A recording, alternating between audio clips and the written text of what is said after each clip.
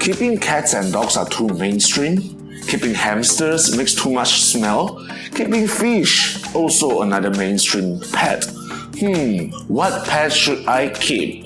Well, in this video, I'm gonna tell you the difference between keeping tarantulas and keeping ants and which are the better ones.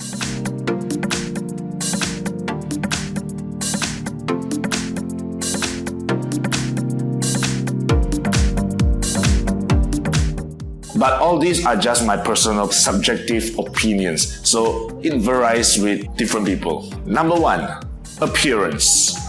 The ants and tarantulas both actually have various size, various colors, and very interesting characteristics to them. For ants, different ant species have different characteristics, different behaviors. But those behaviors are actually same in all of that species. But for tarantulas, that's a totally different story. Tarantulas can have a lot of different colors, beautiful variations like Poecilotheria metallica, even Carabina versicolor, green bottle blue. All these are very beautiful tarantulas. And even within that species, for example, if I have 10 green bottle blue tarantulas, all 10 have different behaviors, just like us human. It is. Oh gosh! What was that? Do you wonder? Oh yes, that's a very nice.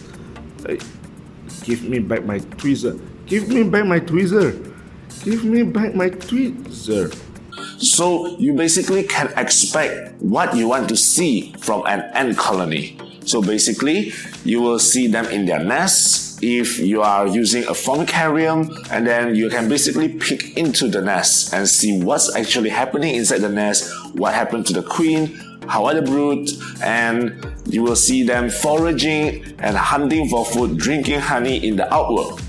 So you will be amazed by just looking at the sight of thousands of fire ants like foraging at the outworld, walking around like this clip. And that's already enough to amaze a lot of people, even to amaze yourself.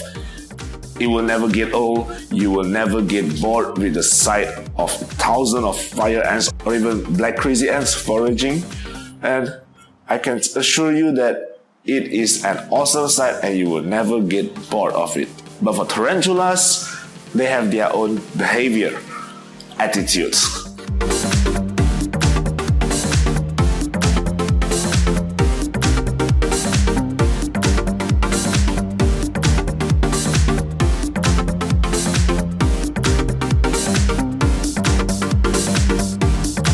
Furthermore, tarantulas, they are always hiding in the dark and you can't see them that often.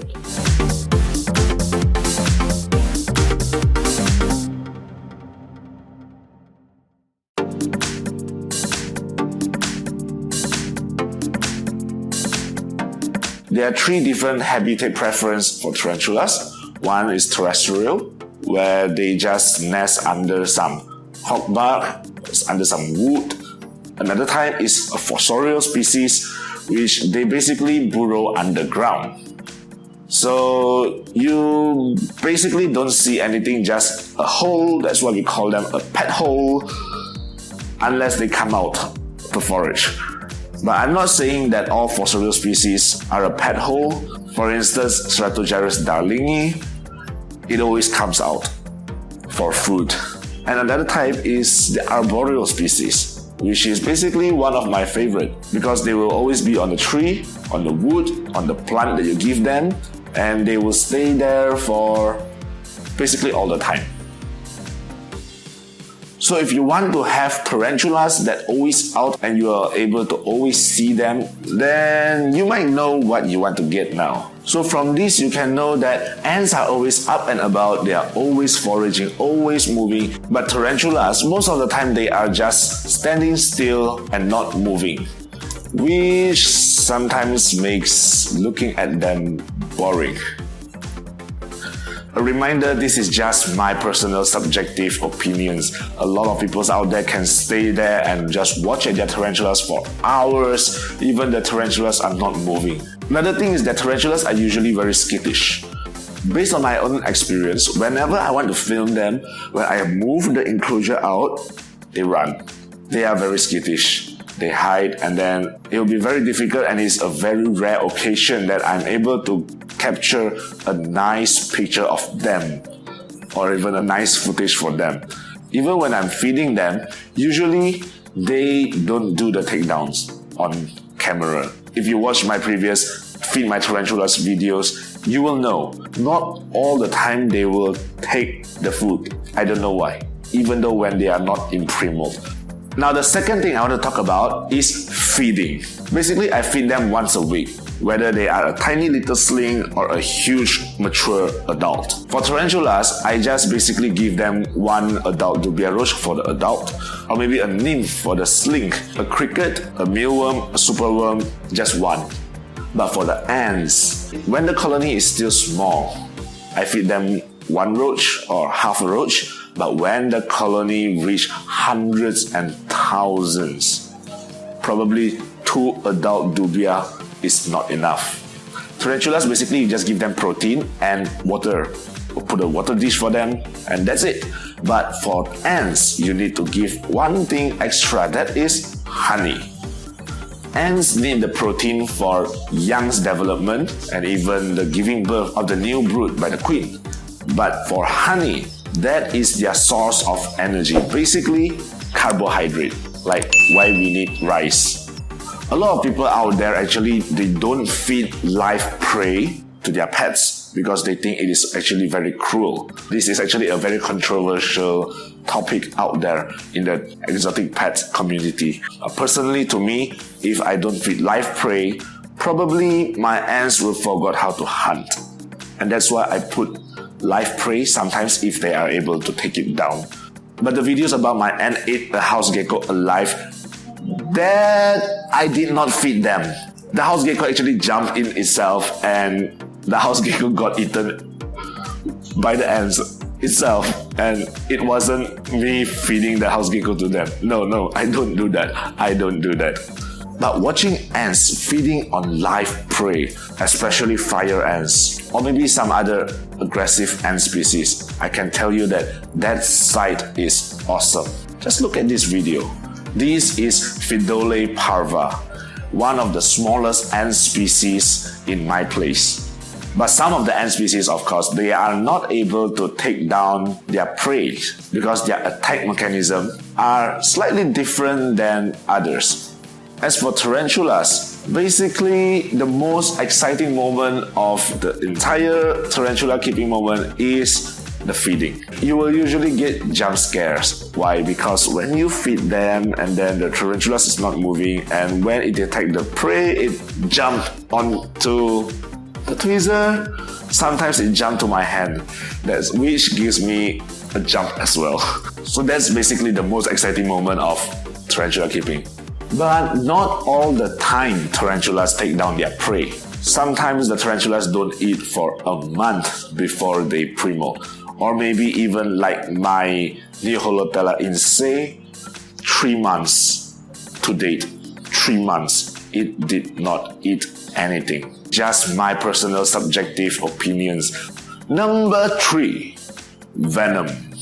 Tarantulas originate from 2 different regions. One, which is the Old World species, and another one is the New World species.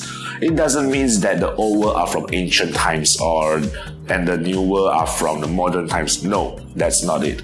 The New World species are actually from the Western countries, in Mexico, American, England, those Western countries, while the Old Worlds are actually from Asian, from India, from Malaysia, like where I'm from, and from Africa. So those are the Old World tarantula species. The newer tarantula species actually have weaker venom, but they have urticating hairs, which actually can be an irritation. That's basically their first line of defense. And you don't want to breathe in the urticating hairs because it will cause you breathing difficulties and really pain in your lung. If you are keeping Tarafosa sturmi or blondie, you definitely don't want to get their urticating hairs in your eye because that will blind you. As for the old world species, they don't have urticating hairs, so no worries. But the only thing you need to worry about is their venom.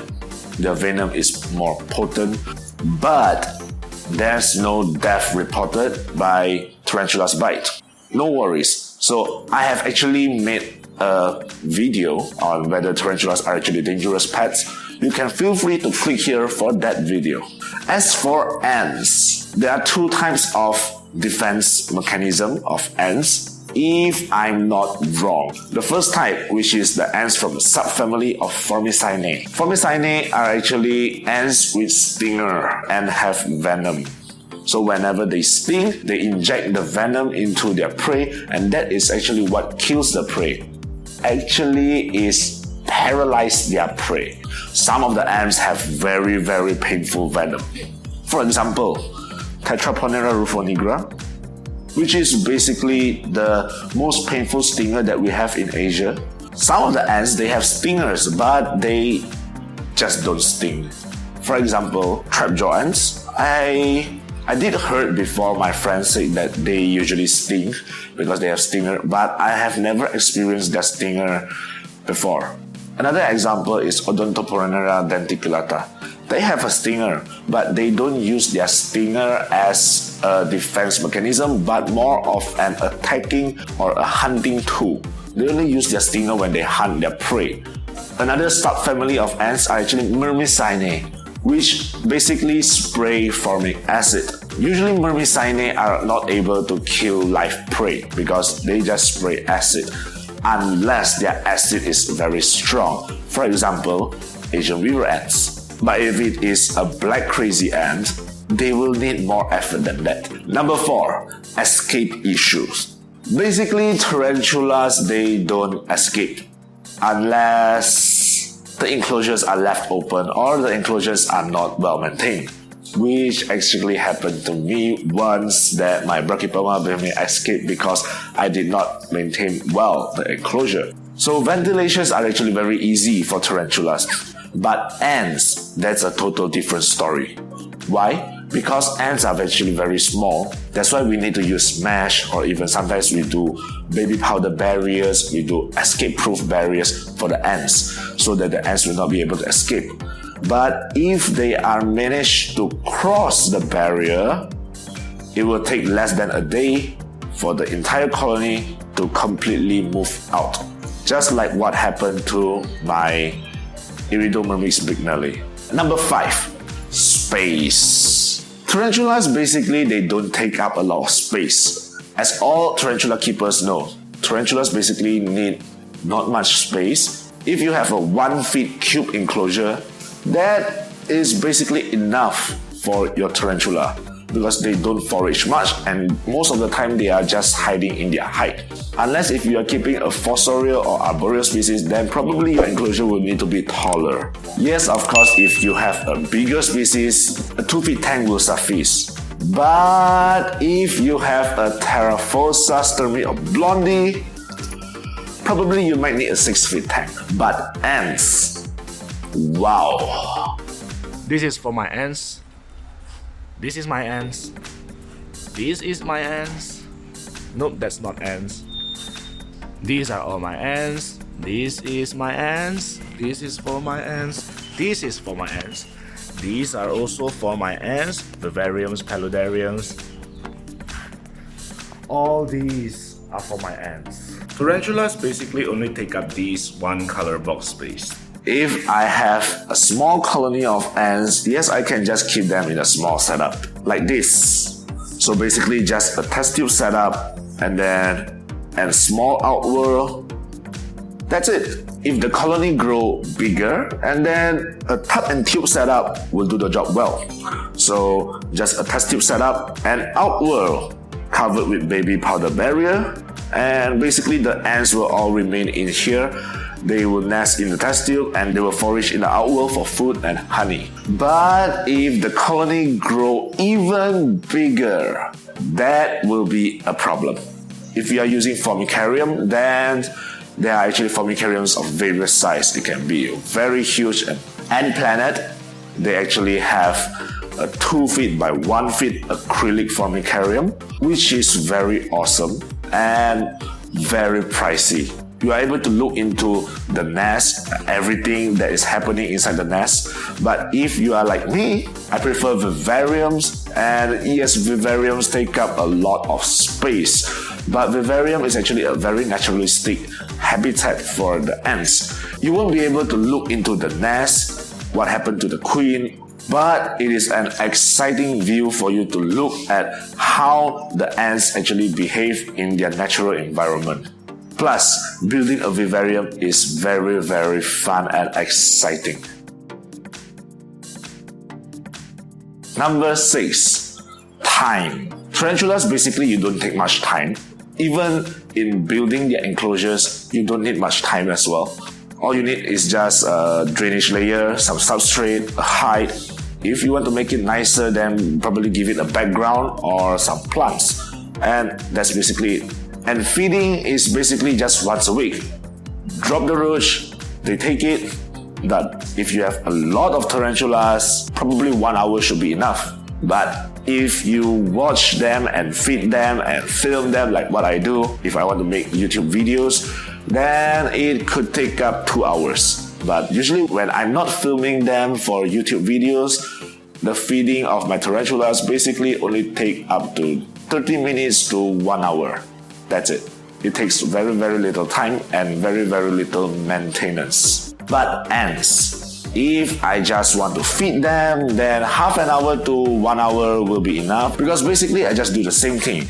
Feed them the roach, feed them the cricket, the mealworms, superworms, whatever's on the menu that week, and also give them some honey. But if I want to do some major maintenance, like for example, ants escape, I need to reapply the barriers, or making a new setup for them, that actually can take a lot of time. I usually spend about 4 hours to build a vivarium for my ants. Yeah, that's a lot of time.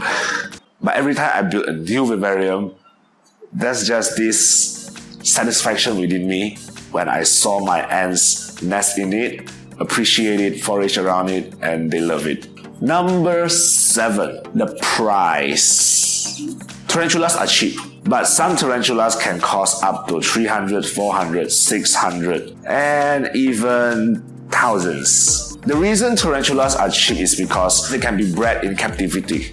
And there are actually a lot of tarantulas breeder in my place. Some breeders actually sell at a very, very cheap price. This is also why we are able to obtain tarantulas from foreign countries, because originally when there are some people who kept those imported species, they are able to breed it in captivity. And basically, even though those tarantulas are from foreign countries, but they are born in Malaysia. As for ants, prices are actually higher. Sometimes the price of the ant colony can go double the price of a tarantula, or even triple. And for some rare species, the price of the ants are usually at a few hundred ringgit. Some ant species goes up to 300 ringgit, 500 ringgit. And if you are talking about Dynamomix gigas, 3,000 ringgit is the minimum for a colony, which is basically about $700 US. You can still choose not to buy ants from ant seller. You can hunt the ants yourself. The best way is hunt your own queen ants, because the satisfaction of catching your very first queen ant and to witness the queen ant laying its first egg when the first worker emerged, and the first moment that you feed them some honey or some proteins, and until from a single queen the colony explode into 1,000 or 1,000,000 workers. I can assure you that it is a very satisfying journey in ant keeping. But for tarantulas, basically it's all routine, the same thing. The most exciting moment is when they eat. It is. Oh gosh! What was that? A lot of tarantula keepers out there actually disagree with me, right? But put your hand on your chest and ask yourself, When was the last time you feel excited about your tarantulas? Besides feeding and molting. If you have a different idea, leave it in the comment sections. I'm sure a lot of tarantula keepers are going to bombard me. Are going to bombard me with a lot of tarantula facts or even scold me not knowing your tarantulas well. But all these are just my personal subjective opinions. Subjective opinions. Alright, back to the price. So basically all of the ants that we are able to get are local species, and that is also what we encourage ant keepers to practice. That is, only catch ants or buy ants from your own locality. Because if you import ants from other countries, the price will rocket shoot to sky high. Yes, very, very expensive. Even if the colony is cheap, the postage fee will be very expensive. And if you accidentally release the imported ants, then those imported ants will probably cause some ecosystem disruption in your area if it is invasive. But a lot of exotic ant keepers will say, no, I don't release my ants in my locality. True, no one will be such irresponsible ant keeper. But what if your ants escape?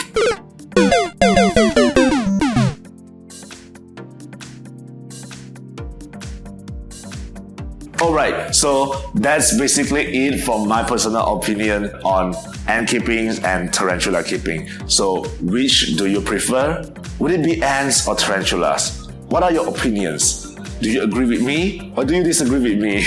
Just leave all your thoughts in the comment sections below, alright? That's it for today's video, and if you like this video, thumbs it up, and if you are new to this channel, don't forget to hit the subscribe button and the bell icon on. And that's it. I'll see you next time. Bye.